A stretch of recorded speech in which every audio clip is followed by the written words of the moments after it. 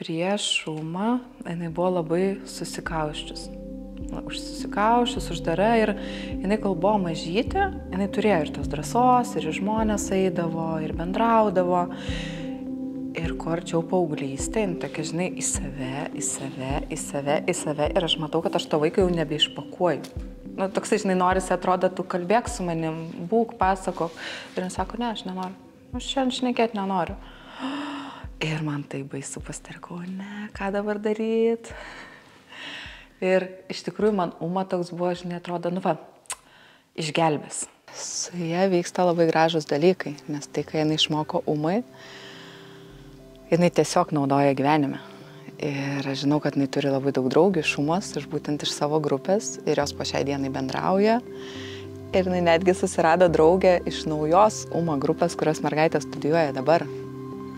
Ir aš suprantu, kad tas mergaitės turi labai bendrų dalykų gražių, turi apie ką pasišnekėti.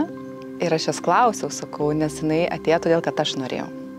Aš jas prašiau, Augustė, prašau, gal tu galėtum dėl manęs. Ir jinai iš pradžių sakydavo, mama, aš čia dėl tavęs.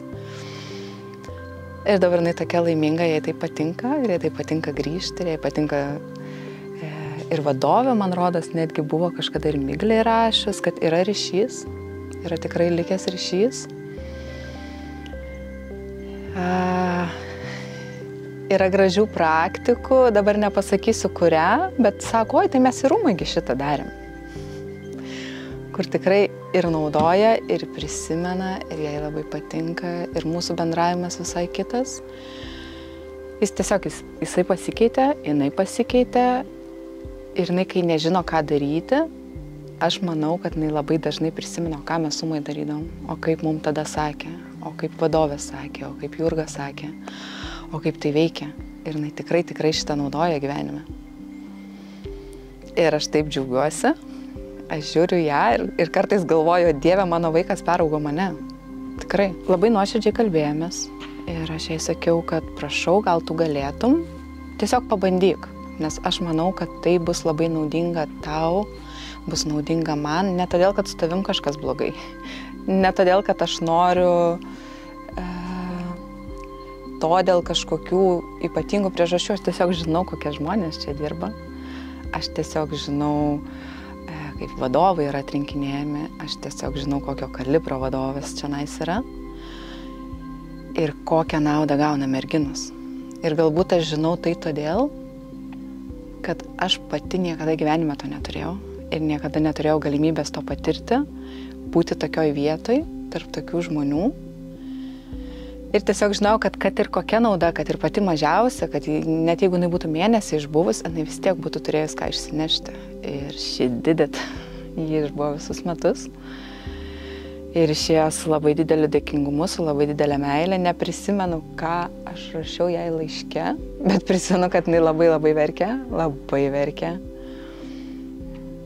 Ir mūsų ryšys tikrai sustiprėjo. Kur prieš ateinant į Umą aš bijojau, kad aš prarandu savo vaiką. Todėl, kad aš nežinau, kaip su ja šnekėti, todėl, kad jinai nežino, kaip su manim šnekėti, todėl, kad aš ir ne todėl, kad jinai kažkokia turinti ypatingų poreikių, tiesiog paauglystė, kai vaikas nori užsidaryti, kai vaikas nepažįsta savęs, kai vaikas galbūt nežino, kas su ja darosi, kai aš galbūt nežinau, kaip pasakyti, kas su ja darosi, nes aš neatsimenu savo paauglystės, nes galbūt mano paauglystė buvo kitokia, aplinkybės buvo kitokios, laikai galų galiai buvo kitokie. Ir jinai rado visus atsakymus čia. Tikrai rado visus savo atsakymus. Ir labai gražu žiūrėti, kaip jinai tai prisimena. Ir kaip jinai gražiai apie Umą atsiliepia, ir kaip jinai rekomenduoja. Ir dabar žinau, kad studijuoja jos vaikystės draugė.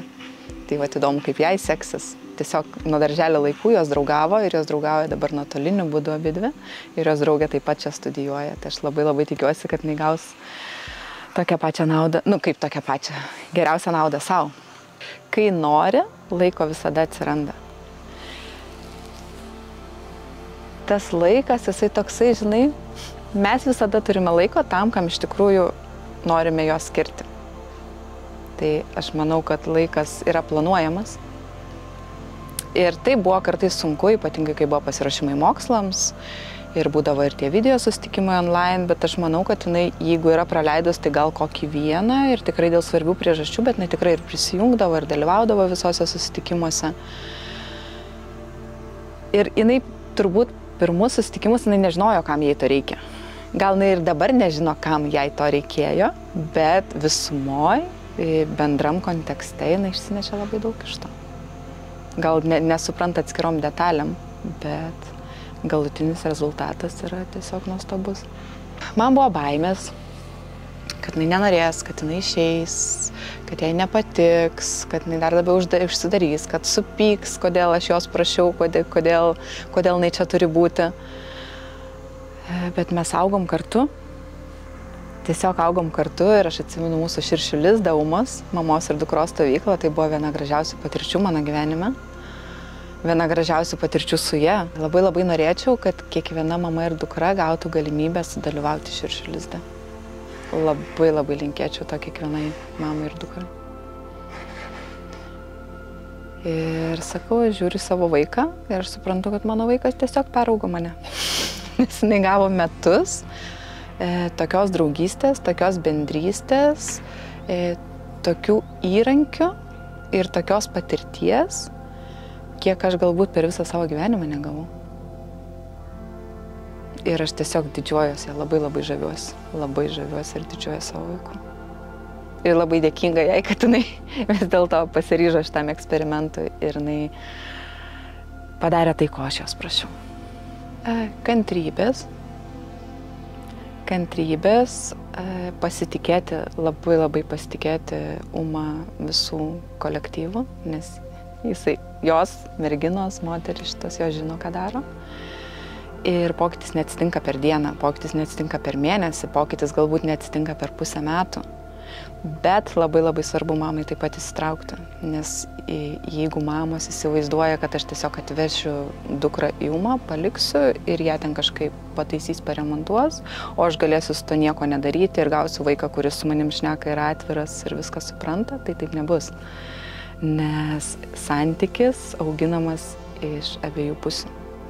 Aš darau savo 5 žingsnius, tu darai savo 5 žingsnius, tai mamos lygiai taip pat turi padaryti savo 5 žingsnius. Ir mamos turi labai palaikyti savo vaiką, nes vaikas nebūtinai žino, kas jam yra šiuo metu geriausia. Ir ypač jeigu mama supranta, kad Uma yra ta vieta, kurios vaikui bus gerai, mergaitė nebūtinai supras, kad jai yra gerai. Ir tiesiog tam reikia kantrybės ir laiko, ir pasitikėjimo. Ir vadovės, aš žinau, kad visada atviras klausimam, atviros pokalbiam, atviros duoti patarimą, pabendrauti su mama, papasakoti jai apie jos vaiką, kaip atrasti tą ryšį, kaip atkurti, kaip padėti tai mergaitai galų gale. Tai pilnas paketas, kurio tai reikia naudotis, bet reikia naudotis. Nes jeigu tu nesinaudoji tuo, kas tau duodama, tai koks gali būti rezultatas tada? Rezultatas bus iš vienos pusės.